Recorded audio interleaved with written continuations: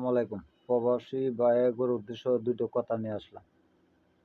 কিছু কিছু ভাইয়েরা আছে, মনে করেন 10 বছর 20 বছর বিদেশ করলো, করার পর ভাইয়ের সাথে কথা বললে, বোনের সাথে কথা বলে, আত্মীয় স্বজনের সাথে কথা বলে, যা টাকা পয়সা কামা সব কিছু টাকা পাঠায় দেয়। কিন্তু ভাইয়ে বলে, বোনে বলে, আত্মীয় স্বজনে বলে অমুক জায়গায় একটা জমি আছে, জমিটা লাগলে ভালো হবে, একটা ঘর বাঁধা দরকার, অনেকেই বলে।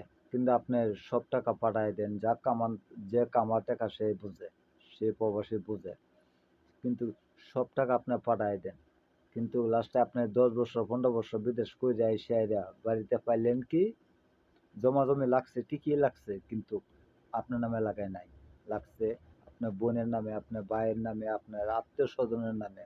কিন্তু আপনার নামে আছেই শুধু ঘরটা, তার বিনিময়ে আর কিছুই না। কিন্তু আপনি যদি বিদেশ থেকে একবার চলে আসলেন, আপনি কি করে খাবেন, কিভাবে চলবেন? পরবর্তীতে আপনি যে আবার বিদেশ যাবেন, সে ভাবও থাকে না। এই জন্য বলবো, যতটুক সংসারের টাকা দরকার পড়ে ততটুকুই টাকা পাঠাবেন, তার বেশি না। সকলেই ভিডিওটা শেয়ার করে দেবেন, সবাই গিয়ে একটু দেখার সুযোগ করে দেবেন। ভালো থাকবেন।